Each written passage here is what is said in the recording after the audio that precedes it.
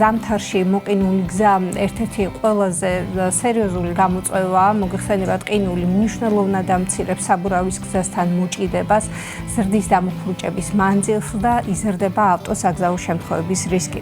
თუ რა უნდა გავითვალისწინოთ მოყინულ გზებზე მოძრაობისას, უფრო მეტს ნინი მოგუყვება თავისი ჩართვის მეშვეობით, რომელიც ახლა ჩაგვერთვება პირდაპირ ეთერში. დილა მშვიდობის, ნინა.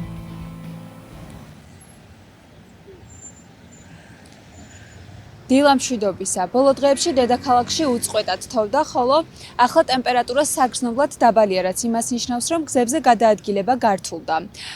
იმისათვის, რომ მძღოლებმა მაქსიმალური სიფრთხილე შეინარჩუნონ, აუცილებელია ზამთრის საბურავების დაყენება და სიჩქარის მინიმუმამდე დაყვანა. ჩემთან ერთად ახლა არის ფონდის პარტნიორობა საგზაო უსაფრთხოებისთვის დირექტორი ირაკლი იზორია და იგი უფრო საინტერესო რეკომენდაციებს და რჩევებს მოგცემს იმასთან დაკავშირებით, თუ როგორ უნდა გადავაადგილდეთ გზებზე უსაფრთხოდ. მოგესალმებით ბატონო ირაკლი. როგორც უკვე აღვნიშნე, ასეთი ამინდის პირობებში საკმაოდ რთულია გზებზე გადაადგილება და რამდენად დიდია ხოლმე რისკი საგზაო შემთხვევების.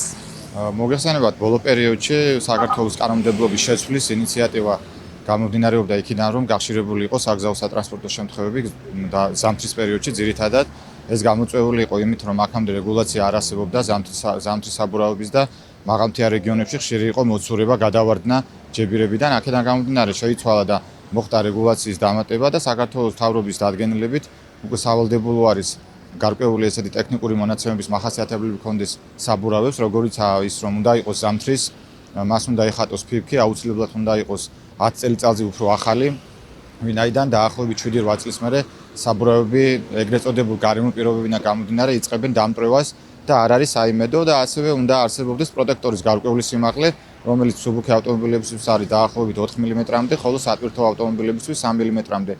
ამის შემოწმების ვალდებულება აკისრია საპატრულო პოლიციას და არის მიდგომა, როცა თუ გაჩერებს საპატრულო პოლიციელი და მეტეოროლოგიური პირობები არის ძალიან რთული, ამ შემთხვევაში მას შეუძლია მოგთხოვოთ უკან დაგაბრუნოთ ან გააჩეროთ ავტომობილი ან პირდაპირ ევაკუატორით გადაიყვანოს დაცულ სადგომზე. შესაბამისად საპატრულო პოლიციელი ამოწმებს ასაკს საბურავების და ნათლად უნდა იკითხებოდეს ამ საბურავებზე თვითონ თარიღი, ამოწმებს ახატია თუ არა ზამთრის მაჩვენებელი ფიფქი და ასევე პროტექტორების სიმაღლე სპეციალური სანტიმეტრით.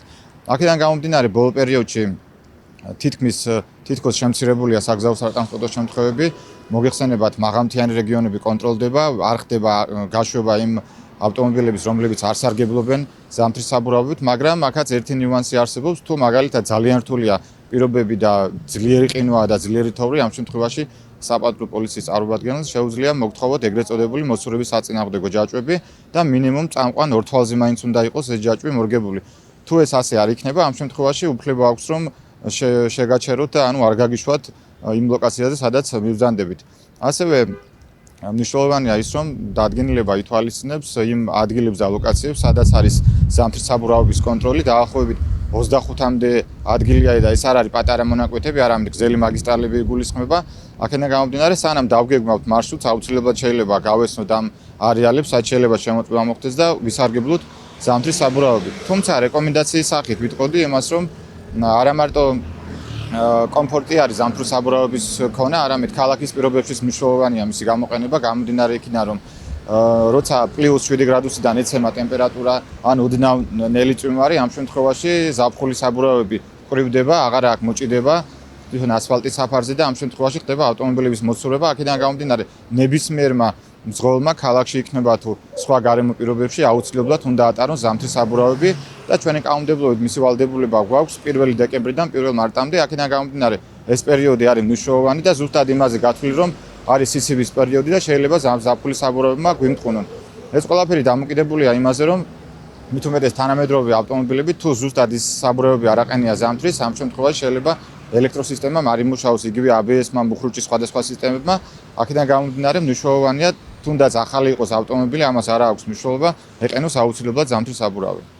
მე რამდენადაც მივხვდი ამ რეგულაციების გათვალისწინებით, საკმაოდ დაბალი ავტოსაგზაო შემთხვევების მაჩვენებელი უკვე და ბოლო დღეებში, როცა ამინდი გაუარეს და სტატისტიკაზე და მონაცემებზე უარყოფითად არ უმოქმედია ხომ ამინდის ცვლილებებს და შემთხვევები მინიმუმამდე იყო დაყვანილი. წინა წლებში სანამ კანონი იქნებოდა, ხშირი იყო საგზაო შემთხვევები ძირითადად მაღალმთიან რეგიონებში, თუმცა ბოლო პერიოდში არის კლება.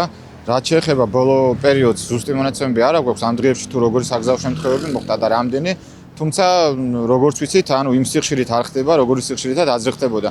თუმცა საინტერესოა, როცა მორჩება ზამთრის პერიოდი და ეს 1 მარტი დადგება, მე უკვე სტატისტიკურადაც შევხედოთ გამოქვეყნებულ მონაცემებს და შევადაროთ წინა წელიწადს, რომ დავინახოთ რა ცვლილებები განხორციელდა რეალურად მართლა შეამცირა თუ არ შეამცირა საგზაო შემთხვევები კანონმდებლობის შეცვლა. ასევე მინდა გკითხოთ საზოგადოების ცნობიერების შესახებ. ერთი ალბათ კანონმორჩილება, რასაც ჩვენი საზოგადოება აშკარად ემორჩილება კანონებს უბრალოდ და მეორე რამდენად არის გაზრდილი მათი ცნობიერება ამ საკითხთან დაკავშირებით. ყოველთვის ნებისმიერ წელიწადს აუცილებელია მძღოლთა ცნობიერების ამაღლება. ვიცით, რომ ყოველ წელიწადს ხდება ახალი მძღოლების მიღება, ყველა იღებს 1,800,000 გადააჭარბა უკვე მართვის მოწმობის რაოდენობა. აქედან გამომდინარე, თაობებიც იცვლებიან და აუცილებელია ყოველწლიური კამპანია ჩატარდეს წინასაზამთროდ. ეს აუცილებლობას წარმოადგენს, ვინაიდან მივაწოდოთ იმ ახალბედა მძღოლებს იქნება თუ ნებისმიერ მძღოლს ზამთრის პერიოდის ის ნიუანსები, რამაც შეიძლება საგზაო შემთხვევა გამოიწვიოს და საინფორმაციო კამპანია ასევე მნიშვნელოვანია სატელევიზიო კუთხითაც. და ასევე თქვენი ჩართულობას მნიშვნელოვანია მედიის, რომ ესე ინფორმაციას აწვდით ხალხს და გათვალისწინებას უმეტესწილად ხდება. აქედან გამომდინარე, ჩართულობა და საზოგადოების ცნობიერება ერთ-ერთი გადამწყვეტი მნიშვნელობაა საგზაო სატრანსპორტო შემთხვევების შემცირების პერიოდში. ძალიან დიდი მადლობა. იმედი მაქვს, რომ თქვენს რჩევებს გაითვალისწინებს ყველა მძღოლი და გზებზე გადაადგილება ნებისმიერი ამინდის პირობებში უსაფრთხო იქნება.